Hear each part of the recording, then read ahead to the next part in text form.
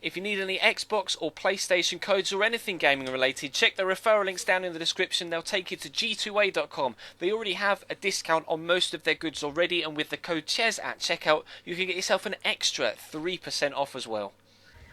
Hey guys, how's it going? Ches back again and welcome to episode number 64 of the Chelsea Career Mode here on FIFA 15. We start with an away game at Villa Park, obviously against Aston Villa, hoping for a decent result. Obviously they're not the best of sides and they shouldn't cause us too many problems, and hopefully we can get 3 points against them. They've got Brad Guzan in goal, who stereotypically does do very well against me. Something about American goalkeepers, Brad Guzan and Tim Howard always play very, very well whenever I play against them, but we'll be hoping for a decent result. We've played Villa recently in other series.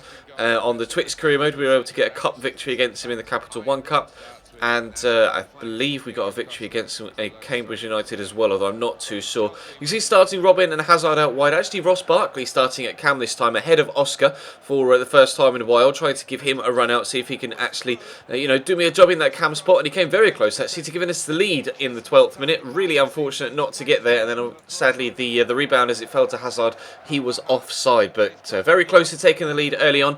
And then we're going to get another chance, Ross Barkley again, but Brad Guzan with a brilliant save, diving backwards to tip that over the bar. Solid save from the American, and again, like I say, he always seems to play very, very well against me. He's going to make another good save here from Nemanja Matic, as that one goes wide and out for a corner. So we're definitely on top in this one so far, and the first half was very much one-way traffic, but Eden Hazard goes on a lovely run here, just shrugs the defender off after a nice Ronaldo chop. Another Ronaldo chop inside the second defender, and really not the best challenges from from the second defender there. I think it was Chris Hurd, I'm not entirely too sure. They're number 17, we'll find out in just a second. But it was a really nice run from Eden. Extremely good agility to get past not one but two defenders. It was Chris Hurd that made the challenge, and you'll see from the replay, he got nowhere near the ball. Hazard was just about to pull the shot off and just got chopped. Definite penalty, and he'll take it himself, Eden. Obviously, he's an extremely good penalty taker in real life, and I try and emulate that by just kind of tamely side-footing it, although I didn't really roll it into the corner the same way that Eden does in real life, but he still scored it, which is obviously the normal outcome whenever Chelsea get a penalty and Eden takes it. He tried to get himself a second here, but I couldn't quite find that far bottom corner, so we stay at 1-0 for now, but we're continuing to push forward. You can see Villa barely even getting into my half the entire game. Ross Barkley with a gorgeous cross, and Hazard denied an extravagant second for him in the 74th minute. Chris Hurd gave away the penalty, but saved them from scoring, or conceding, sorry, a second there. Hazard with the overhead kick that was well blocked. And we do get the 1-0 victory though, so I'm quite pleased with that. And we'll take 3 points from our third game in the Premier League so far, I think that is, to give us 3 wins from 3, or maybe that's 4 wins from 4. I'm not entirely too sure. We'll find out at the end of the episode. But as you can see, in the Champions League now, we've got Schalke, Saint-Etienne and Red Bull Salzburg in our group. Starting a rotation side, obviously, because of the league game at the weekend against Villa. Starting Griezmann out wide on the left. One thing to note, I've had loads of people mention this in the comment section recently. I have addressed it a couple of times throughout the year whenever I've been using the Frenchman. Antoine Griezmann is pronounced, or he would like it to be pronounced, Griezmann or Griezmann, because of his Basque origin. Obviously his nationality is French, and in France they call him Griezmann, but he did ask the commentators in Spain to pronounce it the Spanish way, because he'd lived in Spain all his life and he is from the Basque region, so it's pronounced Griezmann or Griezmann. And there's actually a piece of commentary in FIFA that explains that. I don't know whether it's ever been used. I've never heard it be used in career mode, but if you play Ultimate Team with Antoine Griezmann, they do actually address that particular point in the commentary, and they say that he was born in Spain, he was raised in Spain, he speaks Spanish, he talks to his dog in Spanish, he's dreams in Spanish, etc. And he asked the commentators in Spain to pronounce his name the Spanish way. So that's the reason why I call him Antoine Griezmann or Griezmann rather than Griezmann. And I just thought I'd point out, because people seem to shout at me a lot in the comments for pronouncing it that particular way, but that is the reasoning behind it, and just to let you know, so you can stop shouting at me in the comments. But he is involved here, as you can see down the left hand side. Griezmann racing away into the box, turns inside really nicely actually, trying to get the shot off, but it's a good save by their goalkeeper in the end. They've not got Ruffier in goal, not really too sure where Stéphane Ruffier is, but a secondary shot here is coming in from Lewandowski, and another good save by their goalkeeper, Valette, I believe it was, to deny him. Robert Lewandowski, this is his first start for the club since coming in on the £57 million transfer plus Felipe Luis from Bayern Munich. We're going to pick up a penalty here. Bernat tried to profit from the ball that dropped on the edge of the box from the corner. Went to volley it in with his right foot. He is left-footed, and I would have taken it on his left foot if his first touch hadn't been quite so ridiculously heavy. But I sprinted after it to try and still get the shot off. And you'll see from the replay again, he does get the shot off, but the defender just steps right across him.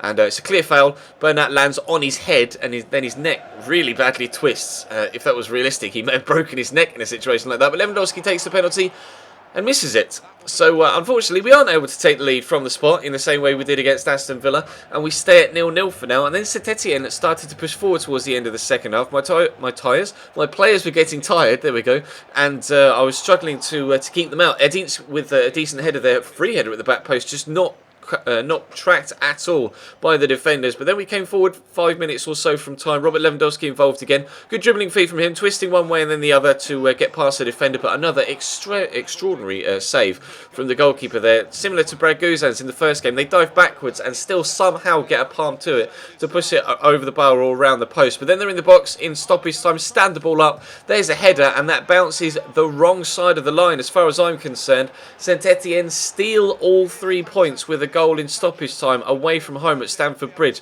See from the goal line decision system, it was over the line, coming down off the bar, a good 2 or 3 inches across the line. So St Etienne are going to get a 1-0 win in the Champions League at Stamford Bridge. We've had an extraordinary start to the season with regards to our results. We won every game in pre-season, we won the Community Shield, and we've won every game we've played so far in the Barclays Premier League, although albeit we haven't played any real tough opposition in the BPL so far. We've played, the likes of Norwich and Aston Villa. We played Everton, and of course we played, was it West Brom on the opening day as well? So we haven't really faced a tough challenge in the league so far, but we have won 4 from 4. We face even though, to be fair, St Etienne aren't the toughest of challenges, but we weren't able to get the better of them in that game. We do lose our first game in the Champions League this season, so we're going to have to come back stronger than that against Schalke and Red Bull Salzburg and try and regain not regain some points, just earn some points at all. That was the first game in the Champions League, so we're still on nil points when it comes to European football, but we'll try and get ourselves onto 15 points here if we can by winning our 5th game in the Premier League so far. They're starting Gary Hooper and Ricky van Wolfswinkel up top, 4-4-2 lineup for Norwich. And they normally play quite well against me. If you remember from the Liverpool series, whenever we played against them there, they always gave me a really tough game. And they actually knocked us out of the Capital One Cup. But when Diego Costa is in this mood and he's putting away goals like that, that is a stunning strike from the Spaniard. And they just can't do anything against him when he's in that sort of form. That was a brilliant strike, dipping as well and swerving. It was headed towards the centre of goal, then it bent away towards the corner and dropped in front of the goalkeeper as well. A glorious strike from Diego Costa. So we take a 1-0 lead. They get a free kick though, just a few minutes later. Davis is going to be the man to stand it up into the box. Going to get flicked on as well by Van Wolfswinkel, and it drops so kindly for Bradley Johnson to just smash it on the volley at the near post. So they're immediately back on level terms at 1-1. And you can see they're still coming forward just a few minutes later, but we're going to try and catch them on the counter-attack here as they leave some gaps behind their wing-backs here. As you can see, Eden Hazard pushing down the left-hand side. Gorgeous cross in and a wonderful header again from Diego Costa means that we take a 2-1 lead now after 19 minutes. So only less than 20 minutes played and 3 goals already. This looked like it was going to be an absolute goal fest. We're in the 36th minute now. Again, catching them on the counter-attack. They did seem to love to throw men forward offensively, although as you can see, their back four was remaining back this time. They got caught out by Eden Hazard previously, so they made sure they left plenty of defenders back this time, but it didn't make any difference. Oscar was dancing around them. That made it 3-1 to Chelsea in the 38th minute. We are cruising towards another 3 points here in the Barclays Premier League. Oscar trying to do the work again with some brilliant dribbling down the left-hand side. Lovely Ronaldo chop inside. He's in the box and he's going to look for Robben. Now, if you look at the linesman, or looked at the linesman on the way whilst the ball was on its way towards Robben, he was actually offside there, but we still win the penalty with John Ruddy taking him out, which, to be fair, shouldn't happen as far as I'm concerned. Robben was offside, therefore whatever happened after the offside was given, i.e. he made contact with the goalkeeper, that shouldn't have counted, but John Ruddy just picked the ball up. In fairness, even if he hadn't been offside, I'm not sure that's a penalty, but we'll take it. And Eden Hazard has scored a penalty in the first game. Lewandowski missed one in the second, and Hazard's missed one in the third as well. We had a penalty in every single game today, and we've missed 2 of them. Fortunately, it didn't cost us in this game or for the game against Aston Villa in the league, but it did cost us against Saint Etienne in the Champions League, so I may have to scrub up on my penalty-taking skills. But 3-1 win for us there. A couple of really good goals by Diego Costa, a nice goal for Oscar as well, and that's 5 wins from 5 in the Barclays Premier League for us so far. The only side to win all of their opening games. Liverpool sit just 2 points behind us though, as they've won 4 and drawn 1. And other than the two of us, Crystal Palace actually remain the only undefeated side in the league so far. 2 wins and 3 draws for them. So a really strong start for us domestically this year. Although, like I say, we haven't really played anyone of any real note to this point. So it might be a little bit misleading when it comes to our overall form, because obviously when we did face a tough challenge in the Champions League against Saint Etienne, we actually picked up a defeat. So hoping for better in upcoming episodes, in the Champions League, and for continued success domestically. We'll have some cup football tomorrow as well, I think, with another game in the Capital One Cup against Bolton, and we'll be in the Champions League again. I'm not sure whether it's Schalke or Red Bull Salzburg, but that'll be coming up over the next couple of days. But that's all for now. Thank you very much for watching, guys. Of course, I will be streaming later on tonight over on twitch.tv, so follow the link in the description to that, and to Twitter if you want to follow me on either of those two sites. That's definitely the best thing for you to do right now. And of course, there'll be a Career Mode Road to Glory episode this evening as well, so check that in your sub boxes around about 8 PM. But for now, thank you very much for watching, guys, and I'll see you next time.